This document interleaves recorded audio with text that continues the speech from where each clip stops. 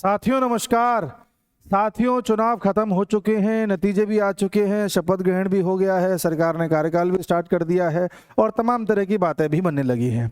लंबे समय से हम नोटिस कर रहे हैं, अलग अलग स्रोतों के द्वारा, सरकार के स्रोतों के द्वारा, पत्रकारों के स्रोतों के द्वारा, कार्यकर्ताओं के द्वारा, मैं लंबे समय से इन सब चीज़ों को सुन रहा हूँ, जान रहा हूँ, पूछ रहा हूँ और जानकारी ले रहा हूँ।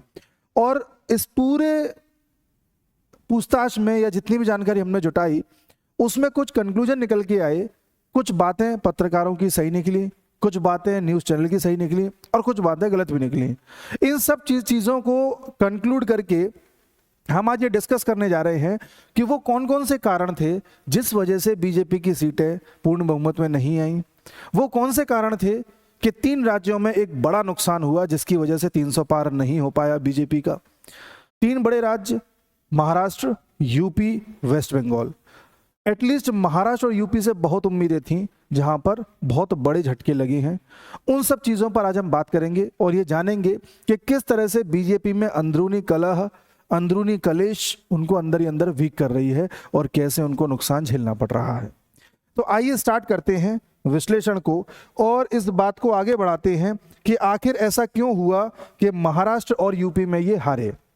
देखिए, एक केस है यूपी का, एक केस है महाराष्ट्र का और एक केस है पश्चिम बंगाल का। यूपी में फैक्टर कुछ और हैं, महाराष्ट्र में फैक्टर कुछ और है, बंगाल में फैक्टर कुछ और है। मैं अगर एक बड़ा फैक्टर तीनों का बताऊं, एक एक बड़ा फैक्टर, तो यूपी में एक बड़ा फैक्टर है अंदरूनी कलह, पार्टी के अंदर की कलेश। बहुत बड़ी वजह यूपी में निकल के आई, और भी वजह है लेकिन ये बड़ी वजह है। महाराष्ट्र में एक बड़ी वजह सामने निकल के आई, करप्शन। आप कहेंगे करप्शन कैसे? बीजेपी ने अजीत पवार को अपने साथ मिला करके बहुत बड़ी गलती कर दी महाराष्ट्र में। आपने एनसीपी का नाम सुना होगा।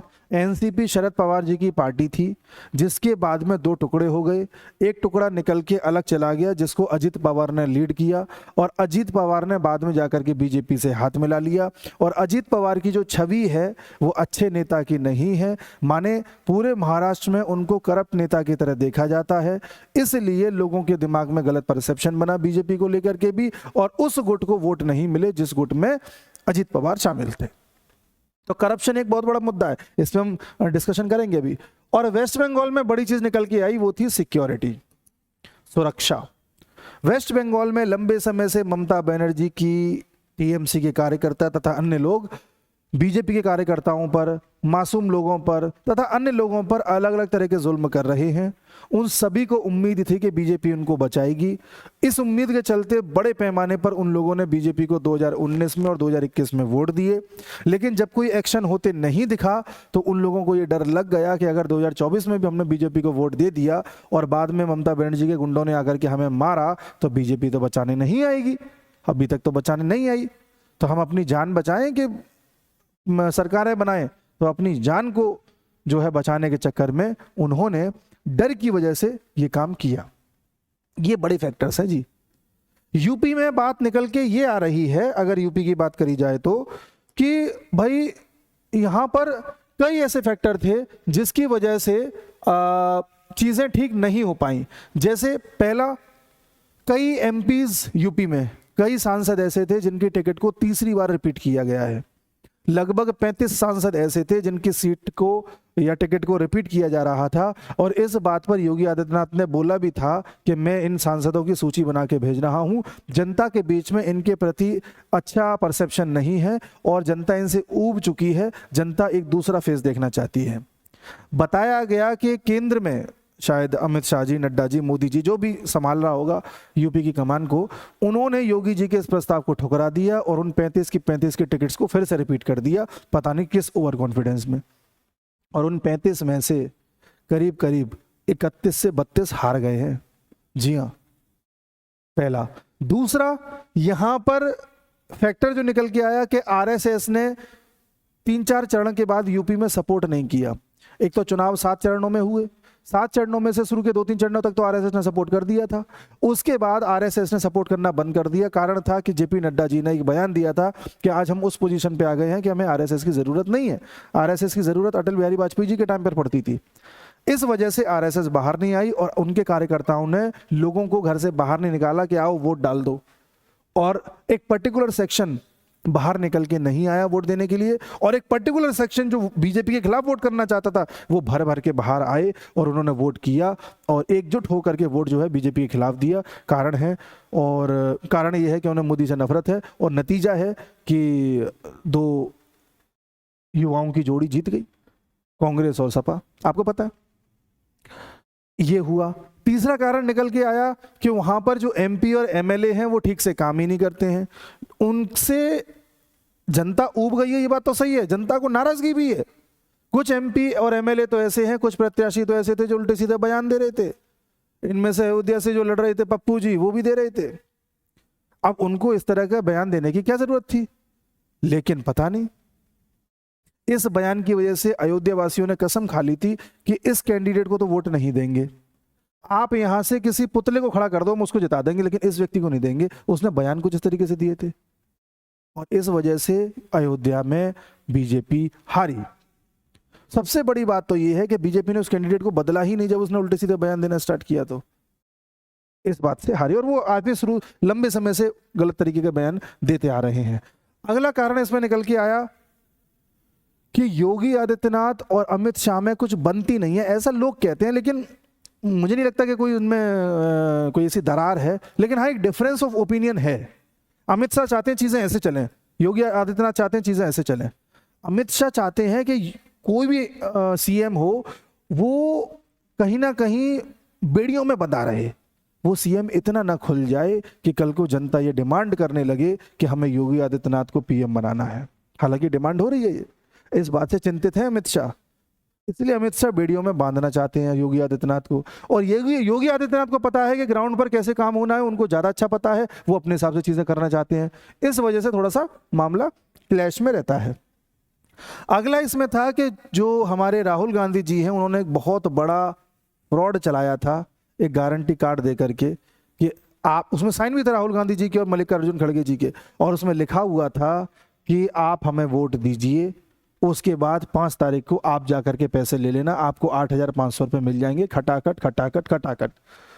इसे कहते हैं bribe. Representation of people act 1951 के सेक्शन 123 क्लॉज 1 में ये लिखा हुआ है कि आप इस तरह की ब्राइब नहीं दे सकते। आप कहोगे नहीं, इसमें तो दारू और पैसे देने का मना किया है। अगर मैं किसी को पैसे दे रहा हूं कि मेरे को वोट दे आना, आप कहोगे ये गलत है, इलीगल है, ठीक है। अगर मैं पैसे ना दूं, उसकी जगह कूपन दे दूं, कह दूं कि ये कूपन है, मेरे साइन है, आप मुझे वोट दे आना, और अगले दिन जब रिजल्ट आ जाएंगे उसके अगले दिन इसको दिखा करके पैसे ले आना, तो वो भी तो ब्राइब है। इस पर केस भी चल रहा है। हो सकता है कांग्रेस के 99 एमपी डिस्क्वालीफाई भी हो जाए, बट वो बात अलग है। ये जो ब्राइब चलाई गई थी, इस वजह से कई लोग इन्फ्लुएंस हो गए और कांग्रेस को वोट दे आई। और दूसरा, राहुल गांधी ने एक झूठ चलाया था कि मोदी अगर आ गए 400 पार कर दिया तो ये कॉन्स्टिट्यूशन बदल देंगे, कॉन्स्टिट्यूशन बदल देंगे। अमित शाह का फेक वीडियो चला दिया। ये चीज जनता में नीचे तक पहुंचाई गई। इसमें सपा के कार्यकर्ता शामिल थे जन जन तक इस बात को पहुंचाने के लिए, और लोगों में डर बैठ गया था। इसलिए सोसाइटी का एक सेक्शन ऐसा था जो बीजेपी की तरफ जाने के बजाय इनकी तरफ चला गया, क्योंकि उनको डर था कि हमारा कहीं रिजर्वेशन ना छीन लिया जाए, क्योंकि झूठ इस तरह से फैलाया गया था। अब बीजेपी ने इस झूठ को काउंटर भी नहीं किया। मोदी जी ने 1-2 बार बोला, लेकिन तब तक बहुत देर हो चुकी थी, और ज्यादा अच्छे से नहीं बोला, मतलब 1-2 बार कह के बस हट गए लोग पीछे। इस बात को फोर्सफुली बीजेपी ने बोला ही नहीं, और इस काम को कर सकती थी आरएसएस के जितने भी स्वयंसेवक हैं वो गली गली जाकर के लोगों को कन्विंस कर सकते थे, डैमेज कंट्रोल कर सकते थे, लेकिन उन्होंने नहीं किया, क्योंकि पहले ही इन लोगों ने आरएसएस से पंगा ले लिया था। रही बात मध्य प्रदेश की, आप कहोगे अच्छा ये चीज तो मध्य प्रदेश में भी होनी चाहिए, बिहार में भी होनी चाहिए। बिहार में मध्य प्रदेश में इसलिए नहीं हुई क्योंकि मध्य प्रदेश में पहले ही वोटिंग हो चुकी थी काफी हद तक, और दूसरा, मध्य प्रदेश में जो कार्यकर्ता थे वो जमीनी स्तर पर जाकर के काम कर रहे थे। वहां पर वो द्वंद्व नहीं था जो यूपी में था, वहां पर वो कलेश नहीं थी जो यूपी में थी। बिहार में भी काफी हद तक डैमेज कंट्रोल कर लिया गया था कार्यकर्ताओं के द्वारा। प्लस बिहार में बीजेपी ने ऐसी पार्टियों के साथ तालमेल बिठा रखा था जिससे कि पर्टिकुलर जनजाति और जाति के लोग दूर नहीं जा सकते थे। जैसे पासवान जी को साथ ले रखा था, मांझी जी को साथ ले रखा था, नीतीश बबुआ को साथ ले रखा था, तो उन्होंने जातीय समीकरण बनाए रखे थे जिससे कि वोट बैंक उतना खिसका नहीं, लेकिन फिर भी 9 सीटों का नुकसान तो हुआ है वहां भी। यूपी में ज्यादा बड़ा खेल हुआ है क्योंकि यहाँ डिफरेंस ऑफ ओपिनियन बहुत ज्यादा थे। ये कारण था झूठ जो मैंने आपको बताया। अगला कारण था कि यहां पर एमपी एमएलए आपस में ही नहीं बन रही थी। यहाँ के एमपी एमएलएज कार्यकर्ताओं को ये लगता है कि इनका फेवर सरकार करती ही नहीं है, इनकी तो कोई सुनवाई ही नहीं करता। कार्यकर्ता अपना एक छोटा सा काम किसी का करवाना चाहे तो उसकी कोई सुनवाई ही नहीं होती, तो कार्यकर्ता क्यों अपने पूरे मन से काम करे बीजेपी के लिए। आज यूपी के एक एमएलए के पास इतनी भी ताकत नहीं है कि जुगाड़ से किसी का छोटा सा काम करवा सके, क्योंकि जो कुछ होगा वो या तो सीएम हाउस से होगा या केंद्र की सरकार से होगा। सिस्टम इन्होंने ऐसा बना दिया है। तो जब तक आप एमएलए को फील नहीं कराओगे कि वो एमएलए है, तब तक वो पूरी ताकत क्यों लगाएगा। और सुनने में आया है यूपी बिहार में कई जगह एमएलएज ने जाकर के खुद कहा है कि हमें बीजेपी को वोट मत देना, आप सपा को वोट दे दो या विपक्षी पार्टी को वोट दे दो। एमएलएज का मानना था कि इससे क्या है कि मोदी की 20-30 सीटें घट जाएंगी, फिर भी कौन सा मोदी हार जाएगा। मतलब उनका मानना ये था, ऐसा नहीं कि हराना चाहते थे बीजेपी को, वो चाहते थे बीजेपी ऐसी बाउंड्री पे आ जाए जब बीजेपी डरी डरी सी रहे। वो नहीं चाहते थे बीजेपी 400 पार कर जाए, मतलब एनडीए 400 पार कर जाए। वो चाहते थे बीजेपी 272 के आसपास रहे और एनडीए कुछ 320-330 के आसपास रहे, थोड़ा कमजोरी सी आ जाए। पर उन्हें ये नहीं पता था कि इतना बैकफायर कर जाएगा कि मेजोरिटी भी नहीं आ पाएगी। तो बहुत बड़ी ये एक फैक्टर है। लोगों ने कंप्लेंट की इस बारे में। मैंने एक बार एक लाइव सेशन कर रहा था, उसमें कई लोगों ने कमेंट करके बताया था कि हमारे क्षेत्र में फलाने आदमी ने आकर के फलानी चीज़ कही थी। और सबसे बड़ी बात यह है कि इसको काउंटर ही नहीं किया गया, क्योंकि बीजेपी को लग रहा था कि हम तो राजा हैं, मोदी जी के नाम पे जीत जाएंगे, हम तो सब कुछ हैं, हम तो किसी को भी खड़ा कर देंगे जीत जाएगा, हम तो बहुत बड़ी चीज़ हैं, हमें किसी की ज़रूरत ही नहीं है। इसे कहते हैं एरोगेंस, इसे कहते हैं घमंड। बीजेपी के इस एरोगेंस ने उसको वहां लाके खड़ा कर दिया जहां किसी ने कल्पना भी नहीं की होगी। इस एरोगेंस की वजह से भी बीजेपी को नुकसान हुआ है, हर जगह हुआ है, विशेष तौर पे यूपी में हुआ है, ये भी एक कारण है। और मैं आपको बता चुका हूं कि हर सीट का अपना एक लोकल मुद्दा भी था। जैसे यूपी के एक सेक्शन में जहां अग्निवीर में लोग ज़्यादा जाते हैं, सिपाही बनने के लिए या फौज में जाने के लिए लोग ज़्यादा जाते हैं, वहां पे अग्निवीर योजना के प्रति थोड़ा सा डिस्ट्रेस था, तो लोगों ने वोट कम दिया। कहीं पर लोगों को पेपर लीक होने की काफ़ी ज़्यादा उसकी गुस्सा था, इस वजह से युवाओं ने वोट नहीं दिया। कहीं पर लोगों को इस बात का गुस्सा था कि भाई हमारे जो है, जैसे अयोध्या है, अयोध्या में बताते हैं कि जब गलियारा बन रहा था तो कई लोगों के मकान छीन लिए गए, तो उस बात का लोकल गुस्सा था। तो कुछ लोकल फैक्टर्स भी कई कई जगह काम किए जिसको किसी ने एड्रेस नहीं किया, इस वजह से यूपी में हारे जी। और एक पर्टिकुलर कम्युनिटी है जिसको ऊपर से फरमान मिला था, और फरमान में बोला गया था कि सब लोग मिल करके बीजेपी के खिलाफ ही वोट करना। उस कम्युनिटी ने भी पूरी तरह से ये काम किया है, वो भी एक रोल है। अब आते हैं महाराष्ट्र पर। महाराष्ट्र पर अजीत पवार जी को शामिल बीजेपी ने किया था, आज तक समझ में नहीं आया क्यों किया था। बीजेपी ने शिवसेना के साथ हाथ मिला लिया, शिवसेना के दो टुकड़े हो गए थे, एक टुकड़ा निकल के आया उद्धव ठाकरे का, एक निकल के आया एकनाथ शिंदे का। एकनाथ शिंदे के साथ बीजेपी ने वहां पे सरकार बना ली थी, महाराष्ट्र में अच्छी खासी सरकार चल रही थी। जबरदस्ती एनसीपी को तोड़ करके उसमें से अजीत पवार को अपने साथ मिलाने की क्या जरूरत थी। इन्होंने ऐसा कौन सा कल्याण कर दिया पार्टी के लिए। इनका साथ आने से महाराष्ट्र में नुकसान ये हुआ कि एक बड़ा किसान समुदाय जो इनको पसंद नहीं करता, वो किसान समुदाय बीजेपी से कट लिया कि वो तो भ्रष्टाचारियों को शामिल कर रहे हैं। इन पर न जाने कितने ऐसे केसेस चल रहे थे, कितनी जांचें चल रही थी। जैसे ये पार्टी में शामिल हुए या सरकार में शामिल हुए, इन पर तुरंत कार्रवाई रुक गई, वॉशिंग मशीन में साफ हो गई बीजेपी की में। ये बीजेपी की बहुत बड़ी गलती है। कोई नेता पे अगर आरोप लगे होते हैं, जैसे ही आ जाता है बीजेपी में या एनडीए में शामिल हो जाता है, उसके आरोप बिल्कुल धुल जाते हैं। ये चीज़ बिल्कुल ठीक नहीं है। ये चीज़ जनता जान रही थी, जनता जान रही थी कि यही गड़बड़ कर रहे हैं। समझ में ये नहीं आया कि किसके कहने पर अजीत पवार जी को शामिल किया गया, और इनके आने से कोई फायदा नहीं हुआ। इन्होंने 4 सीटों पर लड़ाई लड़ी, 1 जीत पाए हैं। स्ट्राइक रेट ही अच्छा नहीं है। इनकी जो वाइफ हैं जहां से लड़ रही थी, वो तक चुनाव हार गई। और इतना ही नहीं, इन्होंने जब पार्टी तोड़ी, शरद पवार जी से अलग हुए, तो ऐसा कोई वोट बैंक भी अपने साथ लेके नहीं आए। इससे अच्छा तो एकनाथ शिंदे हैं, वोट बैंक तो लेकर के आए हैं। एकनाथ शिंदे ने लगभग बताया जाता है, एकनाथ शिंदे की पार्टी ने लगभग 15 सीटों पर लड़ाई लड़ी, 14 या 15 सीटों पे, और उनमें से 7 सीटें जीत गए, 15 में से 7 जीत गए। वहीं अगर आप देखोगे जो शिवसेना उद्धव ठाकरे की है, वो लड़ी थी 21 सीटों पे और 21 में से केवल 9 जीती। और जब उद्धव ठाकरे बीजेपी के साथ थे पहले, तब 21 सीटों पे या 22 सीटों पे लड़े थे, उसमें से 18 जीते थे। उद्धव ठाकरे को भी लग रहा है कि गड़बड़ कर गया हूं। उद्धव ठाकरे ने भी बीजेपी से अलग होकर के अपना एक वोट बैंक झटका दिया है, अलग कर दिया है। महाराष्ट्र में लगभग 13% मुसलमान हैं, 13-14%। और उद्धव ठाकरे का जो वोटिंग परसेंटेज था, जो वोट बैंक परसेंटेज था, वो लगभग 19-20% था, और उनमें से 13% मुसलमानों का था। और इनका पहले अच्छा खासा वोट बैंक हुआ करता था 30% से ऊपर का, जो सब हिंदुओं का था, मुसलमान कोई नहीं देता था। अब मुसलमानों ने उद्धव ठाकरे को दिया था, फिर भी उद्धव ठाकरे 21 में से 9 ही जीत पाए। तो शिवसेना 2 टुकड़े हुए, तो जो नया टुकड़ा जो एकनाथ शिंदे का था, जिसको पुरानी शिवसेना का ही सिंबल मिला हुआ है, तो उसे फायदा हुआ है। वो अपने साथ वोट बैंक को भी लेके आए हैं। लेकिन अजीत पवार जब आए तो वोट बैंक को लेकर के नहीं आ पाए, इसलिए अजीत पवार जितनी सीटों पर लड़े उनमें से केवल 1 ही जीत पाए। कांग्रेस 13 जीत गई, पिछली बार 1 जीती थी।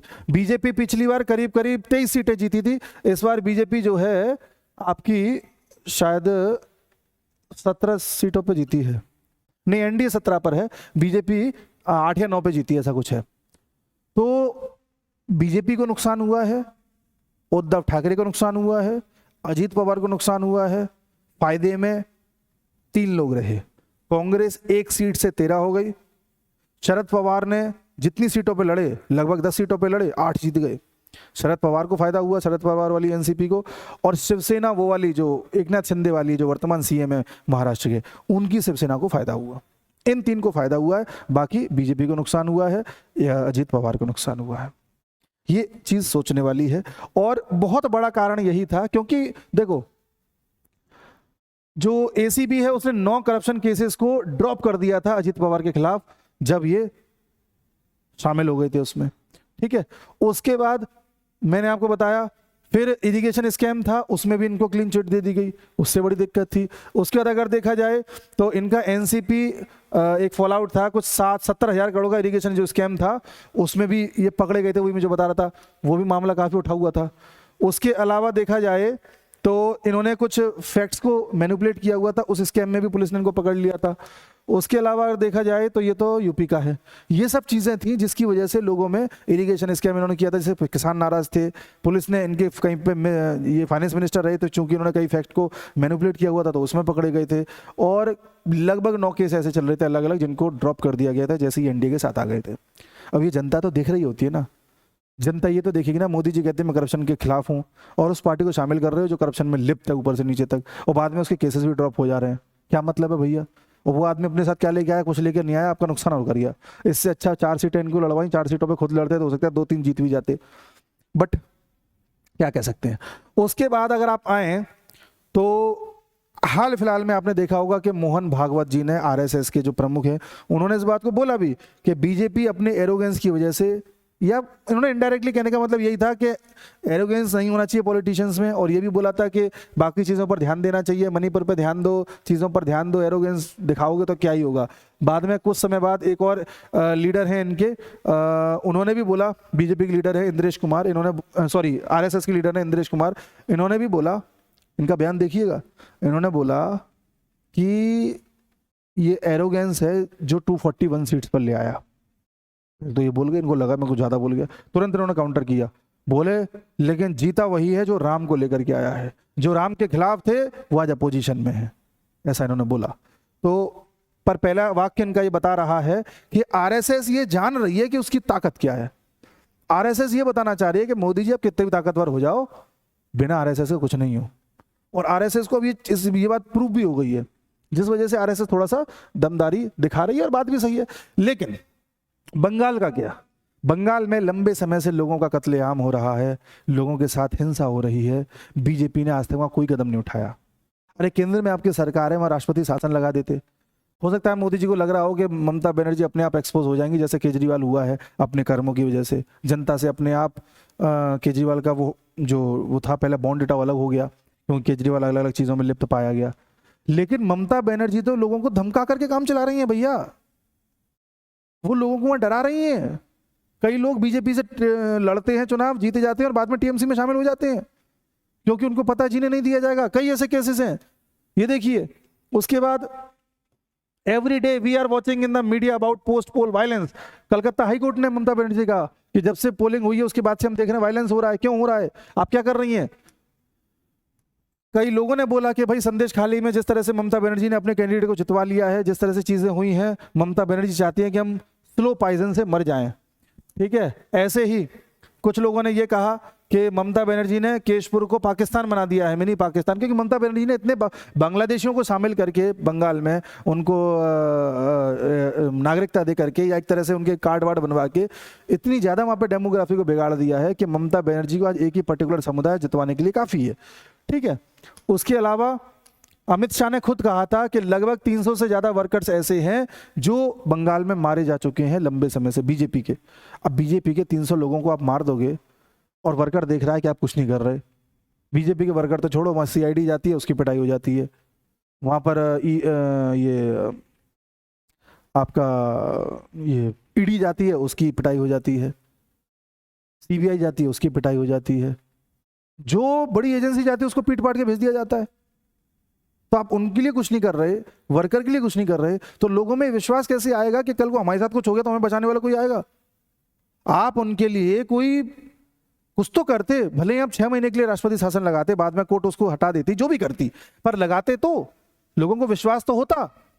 लेकिन वो आपने नहीं किया, लोगों का विश्वास चला गया आपसे।